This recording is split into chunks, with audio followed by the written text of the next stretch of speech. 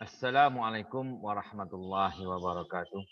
Yang dihormati barisan pensyarah, rakan-rakan seperjuangan, tuan-tuan dan puan-puan yang dimuliakan oleh Allah sekalian. Alhamdulillah, bersyukur kehadrat Allah Subhanahu wa taala kerana dengan limpah dan kurnianya dapat kita sama-sama hadir bagi diskusi atau pembentangan saya, iaitu berkaitan tentang tajuk ataupun mata pelajaran isu kontemporari dalam pengajian taksir, yang mana saya dalam mood pengajian sarjana pengajian Islam Universiti Terbuka Malaysia semasa September 2020. Tuan-tuan yang dimuliakan oleh Allah sekalian, nama saya Muhammad Ismail bin Sulaiman, nombor matrikulasi CGS 02128525 daripada Simpang Rendah. InsyaAllah pada kali ini saya akan berkongsi bersama dalam membentangkan tajuk yang telah diberikan tugasan insyaAllah. Jadi tuan-tuan yang dimuliakan, sebelum itu pengenalan kepada definisi tafsir itu sendiri, iaitu tafsir ialah ilmu untuk memahami Al-Quran yang diturunkan kepada Nabi Muhammad SAW yang menjelaskan makna serta mengeluarkan hukum dan hikmah yang ada dalam firman Allah tersebut. Makanya telah lahir banyak tuan-tuan yang berkaitan tentang buku-buku tafsir atau kitab-kitab tafsir yang mana sama ada di dalam Malaysia ini sendiri, negara kita, ataupun di luar sana yang tumbuh bak cendawan. Jadi begitu pun ianya adalah salah satu cabang ilmu yang penting yang mana mengkaji dan membincangkan pengertian dan maksud ayat Al-Quran dan menerangkan maksud lafaz yang samar-samar serta mengeluarkan hukum dan hikmah daripada maksud ayat yang dirujuk. Melalui buku tafsir itulah daripada itu kita akan dapat mengeluarkan ataupun menerangkan, menakwilkan ataupun memberi maksud dalam ayat-ayat yang telah difirmankan oleh Allah Subhanahu Wa Taala kepada Nabi Muhammad sallallahu alaihi wasallam. Alhamdulillah. Maka dalam tugasan ini yang pertama ada 4 objektif, iaitu yang pertama ianya memperkenalkan karya dan pengarang tafsir Al-Quran tempatan yang terdapat di dalam Malaysia berkenaan dengan karya tersebut, serta akan dikeluarkan apa jua perkara yang berkaitan dari segi pengarangnya, dari segi juzuknya dan apa jua yang berkaitan dengannya. Keduanya ialah kita akan membincangkan secara lebih terperinci dua daripada karya yang dinyatakan dan akan diulas secara kritis dan analitis. Dan yang ketiga, menjelaskan berkenaan dengan bagaimana atau metodologi pentafsiran dan penulisan secara perbandingan dengan terperinci daripada dua buah yang telah saya pilih, dua buah karya yang telah dinyatakan pada bahagian kedua tadi. Seterusnya yang terakhir iaitu membincangkan berkenaan dengan kekuatan dan kelemahan yang lebih mendalam daripada kedua-dua buah karya tersebut, dan jadi sama-sama kita akan membincangkan bersama insya-Allah. Jadi terus kepada slide yang seterusnya, iaitu dalam banyak kitab-kitab tafsir tempatan yang telah dicetak dan juga dikeluarkan ataupun telah dilahirkan dalam Malaysia ini, yang mana di antaranya terdapat 5 yang saya senaraikan, iaitu Tafsir Pedoman Muttaqin, iaitu cetakan 2006 daripada Dr. Abdul Hayy Abdul Syukur, yang mana mempunyai 30 juzuk seperti yang tuan-tuan lihat di dalam skrin slide ini, iaitu kitab Pedoman Muttaqin. Yang kedua, Tafsir Pimpinan Ar-Rahman, yang mana popular di dalam di masjid-masjid, sama ada di kampung, di bandar dan sebagainya, sama pada karya yang mana popular ataupun kerap menggunakan tafsir ini, iaitu Tafsir Pimpinan Ar-Rahman, yang mana telah lama dicetak, iaitu 1980 daripada karangan Ustaz Faisal Haji Osman dan Tuan Syekh Abdullah Basmeh. Pun ada 30 juzuk insya-Allah tuan-tuan.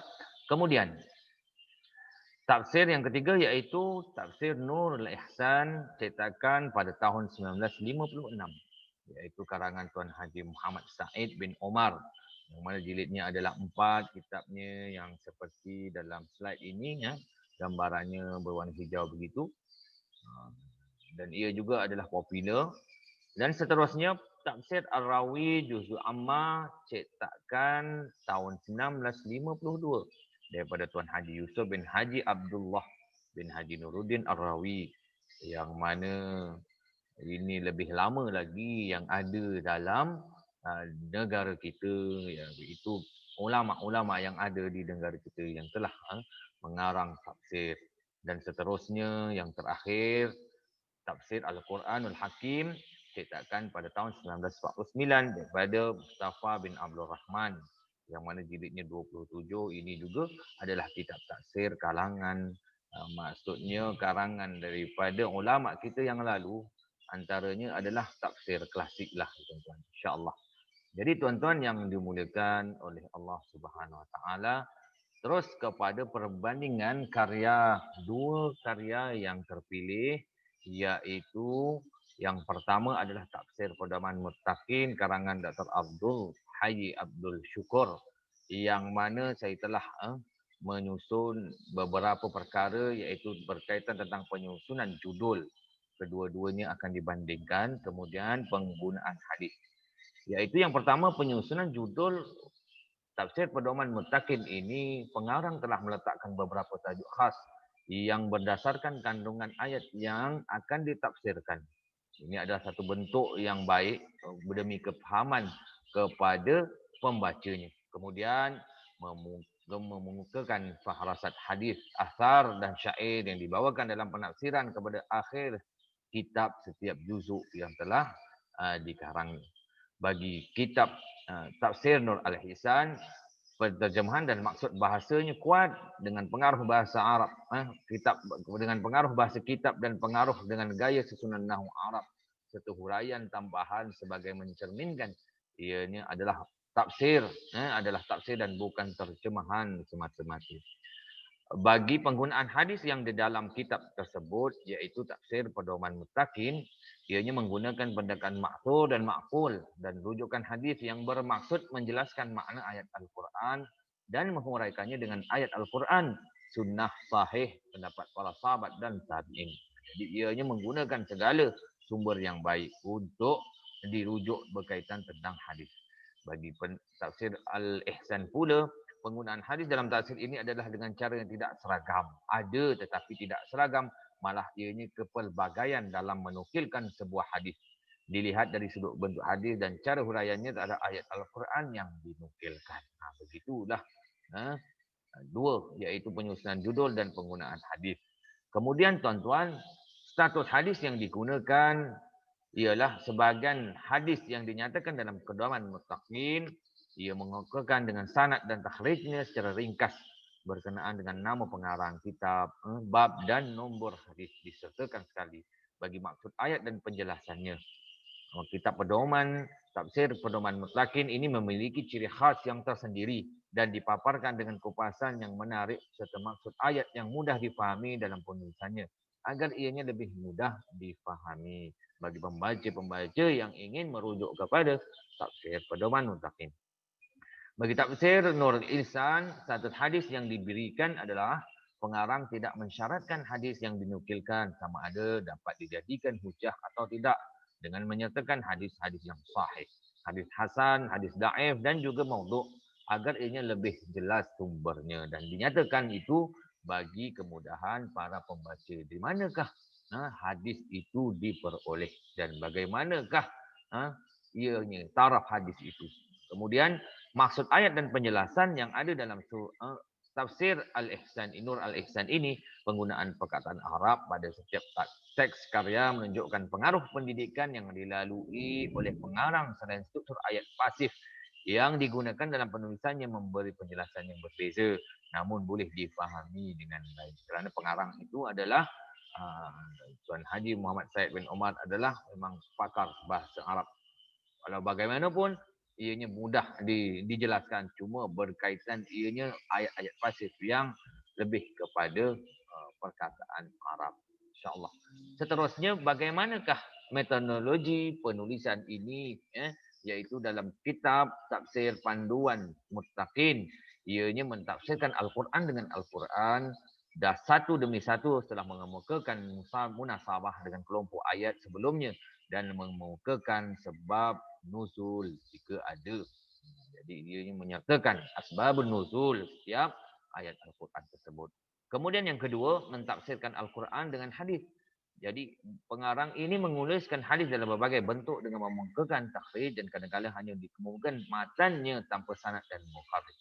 Pada akhir pembahasan kitab beliau mengemukakan firasat hadis, firasat hadis yang bertujuan untuk memudahkan terhadap pemahaman terhadap hadis-hadis tersebut. Yang ketiga, mengemukakan bagaimana metodologi penulisan ini mengemukakan hukum, pengajaran dan saranan pada setiap akhir kelompok ayat yang ditafsirkan dengan amat baik sekali. Para pembaca akan dapat lebih mudah mengetahui intisari kandungan ayat yang telah ditafsirkan. Dan yang keempat, sumber rujukan daripada tafsir pedoman muttaqin ini yaitu mengutip pandangan para ulama silam dan kontemporer seperti Muhammad bin Jarir Al-Tabrani, Al-Tabari, Said Qutb, Wahbah Al-Zuhaili, Syekh Al-Mutawal Al-Syahrawi dan mengambil kira pendapat ulama-ulama silam dan ulama semasa seperti Syed Qutb, Dr. Yusuf Al-Qaradawi dan Dr. Muhammad Syed Al-Tawi. Seterusnya, kitab yang kedua iaitu metodologi penulisan kitab tafsir Nur Al-Ihsan. Bagaimana pengarang mentafsirkan Al-Quran dengan Al-Quran? Ianya mengikut kaedah tahlili dan huraian yang agak ringkas, sederhana dan sekadar boleh difahami maksudnya bertujuan untuk mengambil kira tahap pencapaian ilmu di kalangan masyarakat pada ketika itu yang masih ramai lagi yang tidak mahir dalam bahasa Arab. Maklumlah dalam sekitar tahun 50-an dan begitu. Jadi mengambil kira tahap pencapaian ilmu kalangan pembacanya sederhana saja. Keduanya mentafsirkan Al-Quran dengan hadis, iaitu terdapat banyak potongan-potongan hadis yang disertakan. Dalam tafsir ini, semasa mendatangkan sesebuah hadis, pengarang tidak menyelaraskannya hanya dalam satu bentuk saja. Malah terdapat banyak kepelbagaian, gaya dan sebagainya pada kitab tersebut. Ketiga, mengumpulkan hukum, pengajaran dan saranan dalam kitab tersebut, iaitu kitab tafsir Nur Al-Ihsan, dan mengupasnya dengan agak panjang jika dibandingkan dengan ayat-ayat biasa. Walau bagaimanapun, pengarang tidak membawa pendapat mana-mana imam mazhab yang empat mengenai hukum tersebut. Sebaliknya, hukum tersebut hanya dinyatakan secara umum sahaja. Dan yang terakhir, sumber rujukan adalah ambilan daripada tafsir Jalalain karangan Imam As-Suyuti Al-Mahalli, Jalaluddin tafsir Al-Badawi karangan Imam Al-Baidawi dan tafsir Al-Jamal karangan Imam Al-Jamal. Baik, seterusnya tuan-tuan. Bagi menilai kekuatan dan kelemahan karangan tafsir tempatan yang ada yang dipilih, iaitu antara kedua-dua tafsir yang dipilih, iaitu tafsir pedoman muttaqin dan tafsir Nur Al-Ihsan ini, maka dapat dilihat kita gabungkan bersama kekuatan yang ada pada tafsir ini ialah membahagikan pengarang membahagikan ayat kepada kelompok-kelompok yang kecil bagi memudahkan pembaca tidak mengira peringkat umur agar mudah untuk dirujuk. Kemudian yang kedua, pengarang merujuk kepada autoriti sebuah karya tafsir pedoman Al-Muttaqin, contohnya diterbitkan sendiri oleh pihak yang berautoriti iaitu Jabatan Kemajuan Islam Malaysia iaitu JAKIM. Bagi pengarang tafsir Al-Ihsan, ia menggambarkan metode Al-Ma'thur dan juga Al-Ra'i dalam penulisannya. Ini amatlah baik tuan-tuan. Jadi yang keempat, kekuatan yang ada tafsiran ini adalah ianya ringkas dan sekadar boleh dipahami maksud ayat, tidak diperluaskan perbahasan mengenai perbezaan pendapat dalam kalangan ahli tafsir dan masih boleh menyertakan sedikit ayat-ayat daripada surah yang lain. Maknanya penggabung jalinan antara ayat yang dihuraikan dengan ambilan ayat yang lain. Dijadikan satu rujukan juga. Kelemahan yang boleh dilihat pada kedua-dua kitab ini, tuan-tuan, pentafsiran Al-Quran dengan pendapat sahabat amatlah sedikit digunakan. Contohnya oleh Abdul Hayy dalam tafsir pedoman muttaqin berbanding dengan pendapat mufassir selain pahaman. Keduanya pengarang kurang menggunakan tanda baca seperti titik, koma, titik bertindih dan tanda tanya dalam penulisan. Maklumlah ketika mana kitab tersebut adalah kitab-kitab yang klasik, tuan-tuan. Jadi ianya masih kurang penandaan baca, koma, titik dan sebagainya. Walaupun begitu masih boleh difahami. Kemudian apakah kelemahan yang ada? Iaitu pengarang tidak menggunakan kurungan untuk membezakan antara perkataan Arab dan Melayu. Kemudian seterusnya, matan hadis yang dibawa dalam bahasa Melayu sepenuhnya tanpa ada satu pun matan asal daripada bahasa Arab.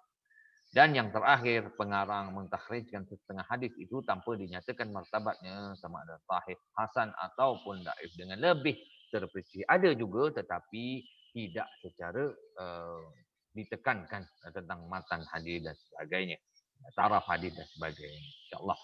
Jadi itulah kedua-dua, iaitu kekuatan dan kelemahan yang ada dalam tafsir tersebut. Baik, seterusnya tuan-tuan, kesimpulan yang kita lihat dapat diambil daripada sini, yang mana usaha-usaha perlu digerakkan untuk memperkasakan kitab-kitab tafsir klasik seperti mencetak semula dengan cetakan baru dengan menyertakan status hadis yang wujud di dalamnya, matan hadis, taraf hadis dan sebagainya. Ada rujukan-rujukan lain yang boleh diambil dengan begitu baik sekali. Walaupun begitu, usaha untuk menterjemah kitab-kitab tafsir dalam bahasa Melayu di Malaysia masih lagi berkurangan. Berbanding di Indonesia, negara jiran kita yang sebelah itu, yang mana ianya lebih banyak mengeluarkan kitab-kitab tafsir. Apa yang penting ialah tafsir ini tidak hanya dibanggakan dengan huraiannya yang menarik, tetapi juga isi kandungannya dan pesanan yang ada di dalamnya. Yang makanya ianya dijadikan pedoman hidup sesuai dengan nama dan tujuan penggunaan kitab-kitab tafsir tersebut. Mudah-mudahan tuan-tuan, sekian saja daripada saya. Pembentangan tugasan yang diberikan amanah ini dijalankan. InsyaAllah mudah-mudahan tuan-tuan sedikit nukilan ataupun pencerahan ataupun perbincangan sama antara kita bolehlah diambil dengan baik. Makanya saya mohon ampun dan maaf jika terlanjur kata, tersalah bicara, terkasar bahasa. Mudah-mudahan ini dapat memenuhi apa yang dalam soalan berkaitan tentang isu kategori tafsir ini. Sekian. Wabillahi taufiq wal hidayah. Wassalamualaikum warahmatullahi wabarakatuh. Assalamualaikum warahmatullahi wabarakatuh.